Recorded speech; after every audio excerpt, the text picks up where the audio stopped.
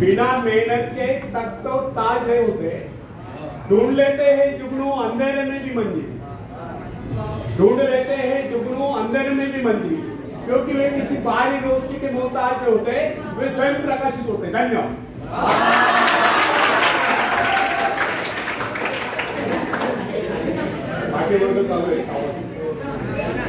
Friends, एक व्यक्ति है जिसके शरीर में स्वच्छ रक्त संचार हो रहा है, जिसके चौड़े कंधे हैं, सुंदर मजबूत दो हाथ है, जिसका वजन भी अच्छा है, जो सभी अंगों से युक्त तथा शरीर से चुस्त मस्त है। ऐसा व्यक्ति अगर दूसरों से सहायता मांगता है तो आप उसे क्या कहेंगे, उसके बारे में क्या सोचेंगे? अवश्य वो सर्वांग संपन्न होकर भी अपंग कहलाएगा। आप ऐसे अपंग मत बनिए, आप सामर्थ्यवान बनकर दिखाइए। आप ऐसे बनकर दिखाए कि लोग आपसे सहायता पाने की चेष्टा करें। क्या आपको पता है कि आप जिन लोगों को जानते हैं उनमें बहुत से ऐसे हैं जिन्हें किसी दूसरों से सहायता की प्रतीक्षा है। सही बात तो यह है कि उनमें से बहुत से लोगों को इस बात का भी पता नहीं उन्हें जो सहायता चाहिए वो कहां से मिलने वाली है।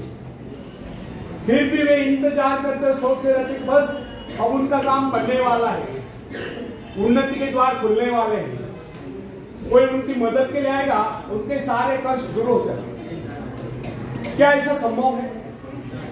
वास्तव में कोई किसी की सहायता करता है?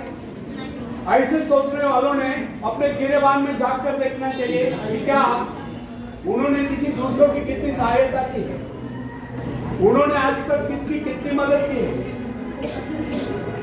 क्या कोई ऐसा व्यक्ति है जो कहे कि उन्होंने उनसे सहायता की थी इसलिए वो आज उन्नति की चोटी पर है? फ्रेंड्स, यदि आपने या उन्होंने किसी दूसरों की सहायता न की तो फिर किसी दूसरों से सहायता की प्रतीक्षा क्यों?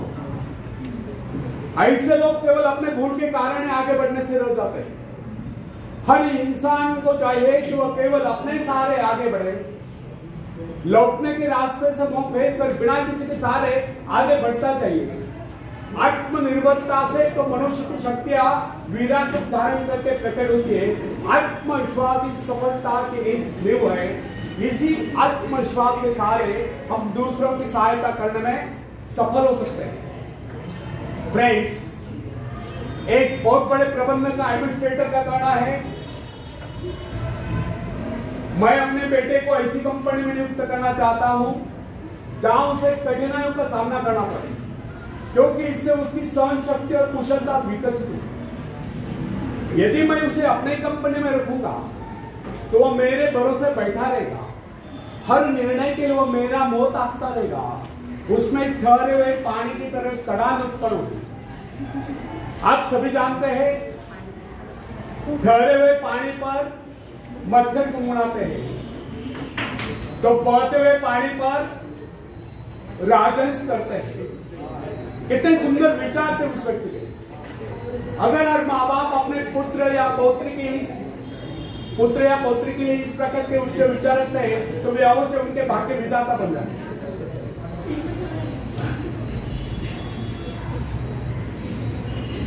जो माँ बाप अपने बेटों या बेटियों को अधिक लाड प्यार से बिगाड़ देते हैं कि बच्चा जब चाहे स्कूल जाए, जब चाहे छुट्टी कर ले, जब चाहे कॉलेज जाए, जब चाहे छुट्टी कर ले, जब चाहे काम पर जाए, जब चाहे छुट्टी कर ले, तो ऐसे बच्चे भविष्य में कुछ नहीं कर पाते, उनका तो भविष्य नष्ट होता है। अपनी शक्ति पर स्वयं ही भरोसा करना पड़ता है। अपने कार्य स्वयं करने वाले सफल होते हैं।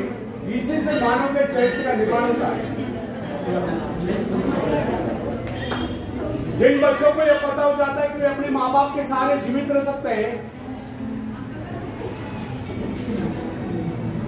वे अपने बल पर कोई भी कार्य समर्थ होकर भी कर नहीं पाते, वे वैसी कोशिश भी नहीं करते। जबकि उन्हें समझना चाहिए माँ बाप तो सदा के लिए उनके आश्रयदाता नहीं बन पाएंगे।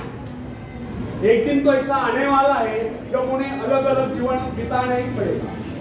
तब ऐसे लोगों को भयंकर मुश्किलों का सामना करना पड़ता है। इसलिए फ्रेंड्स, यदि आरंभ से आखिर में बैठे बैठे सावधान।